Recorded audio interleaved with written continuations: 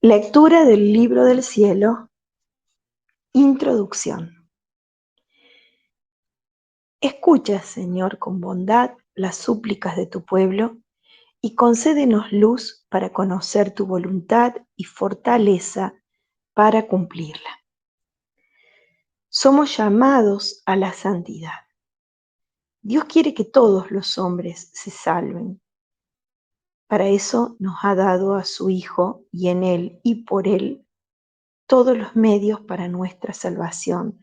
Por lo tanto, si un alma no se salva, será únicamente por su culpa. Jesús nos quiere santos, no mediocres.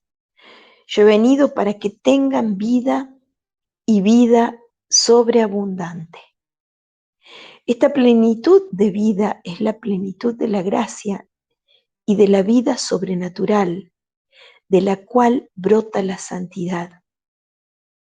La santidad no es cosa reservada a unos pocos. Jesús, con su encarnación, vida, pasión, muerte y resurrección, mereció para todos no solo los medios de salvación, sino también los de santificación. Tan es así que nos dejó una invitación: sed pues vosotros perfectos, como vuestro Padre Celestial es perfecto. Mateo 5:48. San Pablo lo dice a los gentiles: porque esta es la voluntad de Dios, vuestra santificación. Primera de Tesalonicenses, capítulo 4, verso 3. Ahora, si Jesús ha venido para santificarnos a todos, y es voluntad de Dios que todos seamos santos, la santidad no podrá consistir en dones extraordinarios de naturaleza o de gracia, los cuales dependen únicamente de la generosidad divina, sino más bien en algo que se encuentre al alcance de todas las almas de buena voluntad, aun de las más humildes y sencillas. La santidad es la perfección de la vida cristiana y consiste en el pleno desarrollo en nosotros de la vida sobrenatural, cuyos principios son la gracia santificante, las virtudes y los dones del Espíritu Santo. Pero el verdadero camino que conduce a la santidad y por consiguiente a Dios no puede ser trazado sino por el mismo Dios, por su divina voluntad. ¿En qué consiste la santidad? El Padre ha presentado a Jesús como su Hijo muy amado, en quien se complace. Lucas 3, versículo 22. ¿Por qué? Porque ve en él la imagen perfecta de sí mismo, de todas sus infinitas perfecciones, y por eso nos lo da no solo como maestro, sino también como modelo. Conforme a la voluntad del Padre, Jesús mismo se ha proclamado como nuestro modelo. Yo soy el camino, la verdad y la vida. Nadie va al Padre sino por mí. Juan 14:6. San Pablo nos dice en Romanos 8:29, porque Él a los que preconoció, los predestinó a reproducir la imagen de su Hijo, para que éste sea primogénito entre muchos hermanos. Por lo tanto, seremos santos según la medida de nuestra semejanza con Cristo. Teniendo en cuenta esto, veamos ahora algunas de las cualidades de aquel a quien tenemos que imitar. El alma de Jesús está totalmente sumergida en la Santísima Trinidad. Su entendimiento humano goza de la visión beatífica.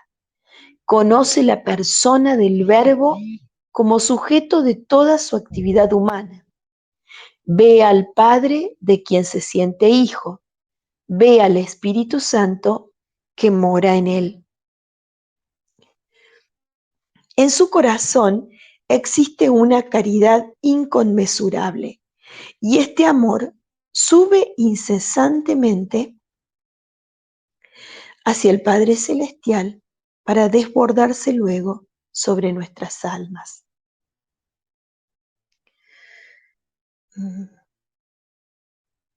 Jesús trabaja, predica, sana, etc. Y al mismo tiempo continúa con esta vida maravillosa de unión con las divinas personas. Jesús ora y solamente la oración de Él constituye una perfecta alabanza, una perfecta acción de gracias, una perfecta reparación, un perfecto acto de amor hacia el Padre a nombre de toda la humanidad, una perfecta correspondencia de gloria y una impetración siempre eficaz, porque solo Él puede ofrecer actos de valor infinito a la Trinidad. Pero toda la acción de Jesús se completa y llega a la perfección en el sacrificio.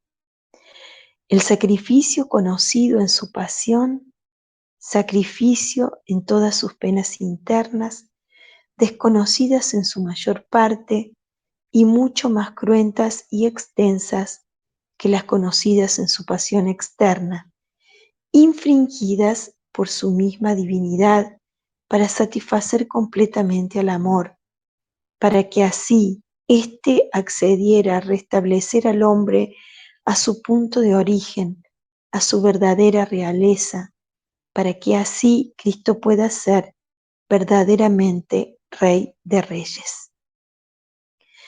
La actitud constante de Jesús fue el tener en cuenta siempre y sobre todo la voluntad de su Padre, al mismo tiempo de hacerla, pero no al modo de siervo, de esclavo, no, sino como en el Padre Nuestro, donde se pide que se haga su voluntad, como en el cielo, así en la tierra.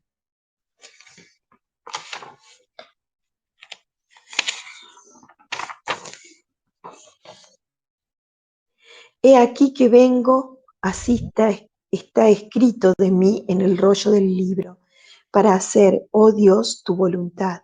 Hebreos 10, 7. Yo he bajado del cielo, no para hacer mi voluntad, sino la voluntad del que me envió. Juan 6, 38. Por mí mismo yo no puedo hacer nada, juzgo según lo que oigo, y mi juicio es justo, porque no busco mi voluntad, sino la voluntad del que me envió. Juan 5:30. La voluntad humana de Jesús está fundida y transformada en la de Dios. No anulada, sino cooperante. Cristo posee dos voluntades y dos operaciones naturales, divinas y humanas, no opuestas, sino cooperantes, de forma que el Verbo hecho carne en su obediencia al Padre ha querido humanamente todo lo que ha decidido divinamente con el Padre y el Espíritu Santo para nuestra salvación.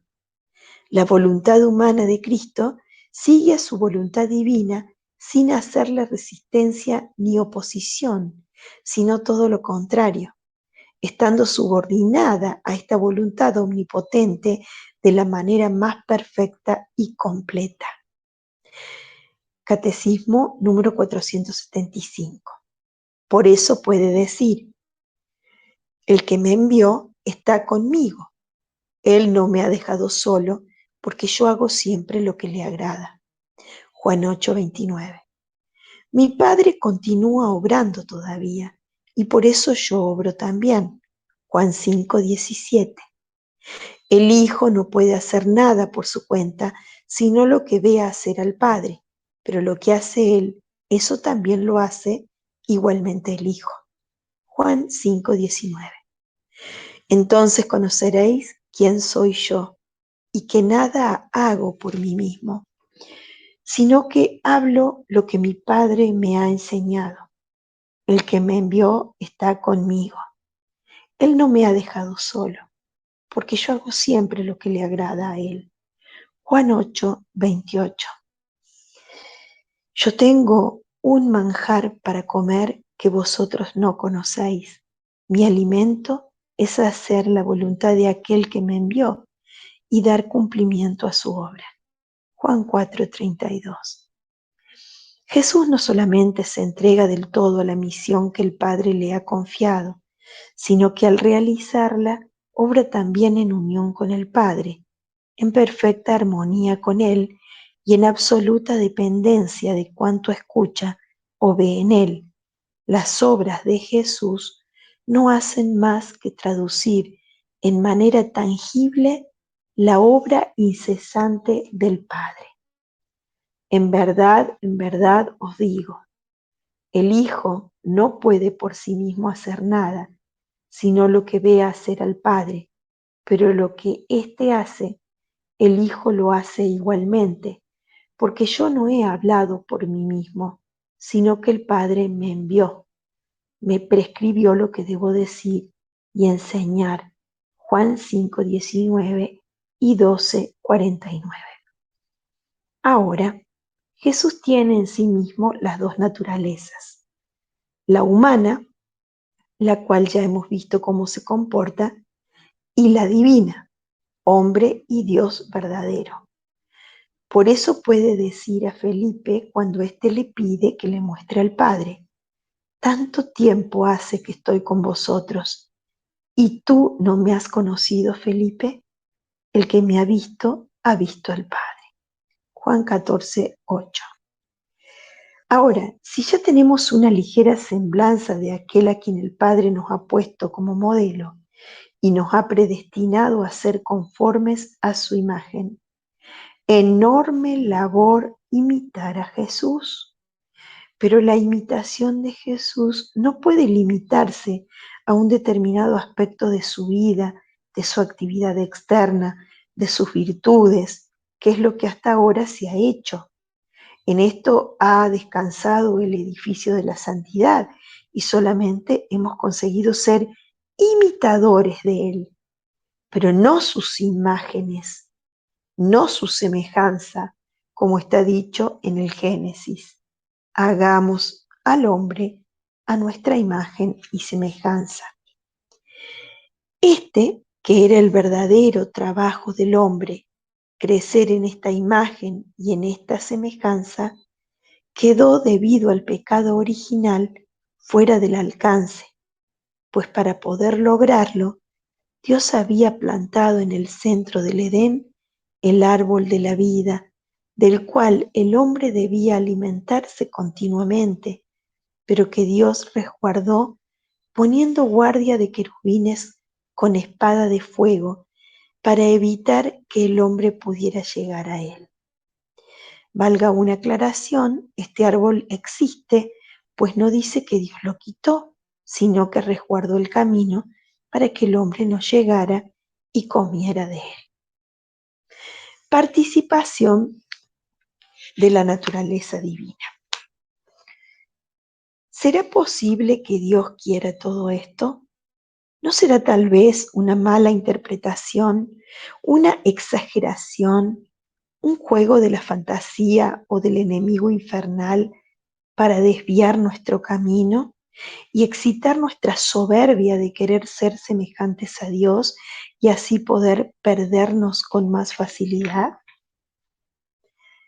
Recurramos en primer lugar a la Sagrada Escritura para escudriñar y ver si es que existe alguna referencia. Mas no ruego solo por estos, sino también por aquellos que mediante la palabra de ellos crean en mí, a fin de que todos sean uno, como tú, Padre, en mí y yo en ti. Que ellos también sean uno en nosotros, para que el mundo crea que tú me has enviado. Y la gloria que tú me diste, yo se la he dado a ellos, para que sean uno como nosotros somos uno, yo en ellos y tú en mí, a fin de que sean perfectamente uno, y que el mundo sepa que tú me has enviado. Juan 17, versos 20 y siguientes. Llevando siempre en nuestro cuerpo la mortificación de Jesús, para que su vida se manifieste en nuestra carne mortal. Segunda de Corintios 4:10. Ya no vivo yo, es Cristo que vive en mí. Gálatas 2:20. En verdad os digo, quien cree en mí, hará él también las obras que yo hago, y aún mayores. Juan 14:12. También por él mismo nos ha dado Dios las grandes y preciosas gracias que había prometido para haceros partícipes por medio de estas mismas gracias de la naturaleza divina. Segunda de Pedro 1:4.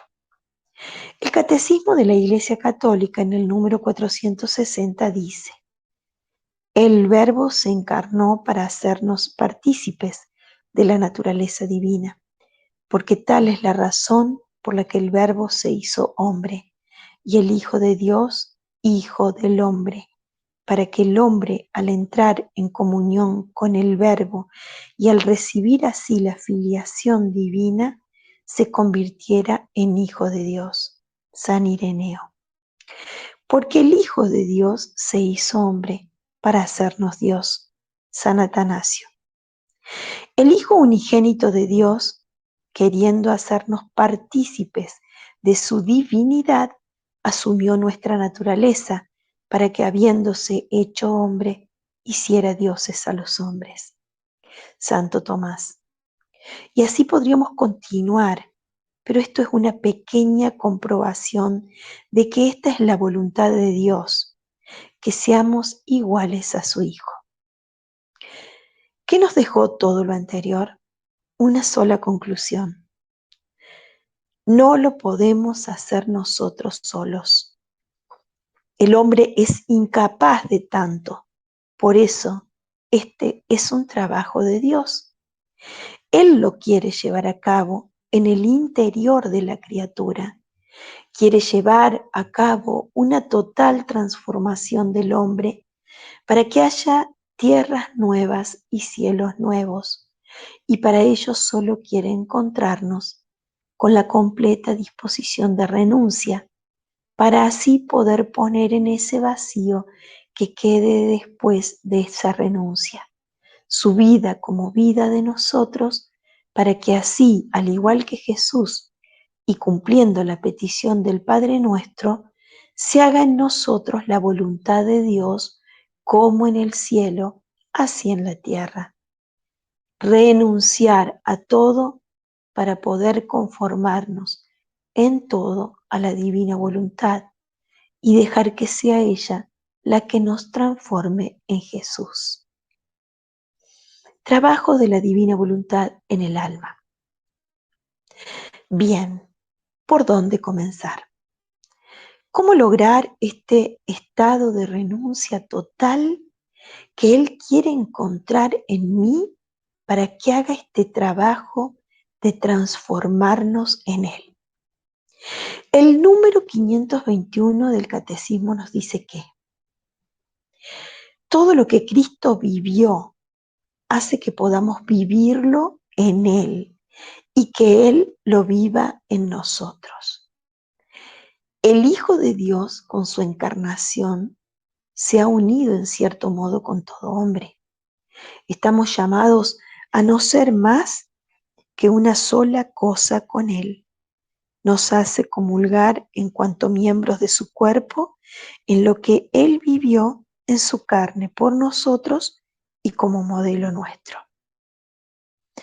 Debemos continuar y cumplir en nosotros los estados y misterios de Jesús y plenitud en nosotros y en toda su iglesia, porque el Hijo de Dios tiene el designio de hacer participar y de extender y continuar sus misterios en nosotros y en toda su iglesia por las gracias que Él quiere comunicarnos y por los efectos que quiere obrar en nosotros, gracias a estos misterios. Y por este medio quiere cumplirlos en nosotros. Así que es Él mismo el que debe realizarlo, y así se obtendrá el fruto completo de la redención. O sea, el hágase tu voluntad como en el cielo, así en la tierra. Ahora sí, oigamos unas palabras dichas por Jesús a Luisa Picarreta, la pequeña hija de la Divina Voluntad, donde le enseña cómo se podrá llevar a cabo esta transformación y qué cosa debe hacer la criatura. Hija mía, ¿sabes cuál es mi mira sobre ti y el estado que quiero de ti? La mira que tengo sobre ti no es de cosas prodigiosas y de tantas otras cosas que podría obrar en ti para mostrar mi obra, sino que mi mira es absorberte en mi voluntad y hacer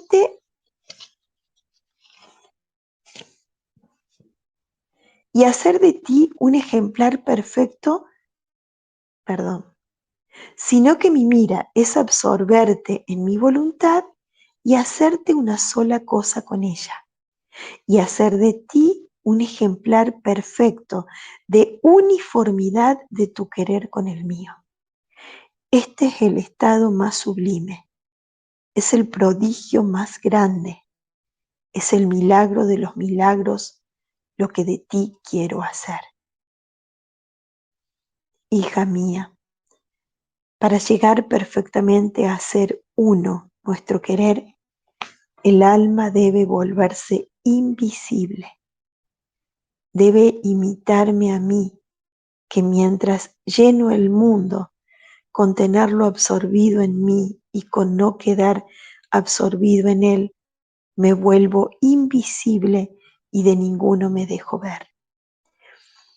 Esto significa que no hay ninguna materia en mí, sino que todo es purísimo espíritu. Y si en mi humanidad asumida tomé la materia, fue para semejarme en todo al hombre y darle un ejemplar perfectísimo de cómo espiritualizar esta misma materia. Entonces el alma debe espiritualizar todo y llegar a volverse invisible para poder hacer fácilmente una su voluntad con mi voluntad, porque lo que es invisible puede ser absorbido en otro objeto. De dos objetos con los que se quiere formar uno solo, es necesario que uno pierda la propia forma. De otra manera, jamás se llegaría a formar un solo ser. ¿Qué fortuna sería la tuya si destruyéndote a ti misma hasta hacerte invisible, pudieras recibir una forma toda divina? Es más, tú con quedar absorbida en mí y yo en ti, formando un solo ser, vendrías a retener en ti la fuente divina. Y como mi voluntad contiene todo el bien que puede existir, vendrías a retener todos los bienes, todos los dones, todas las gracias, y no tendrías que buscarlos en otra parte, sino en ti misma.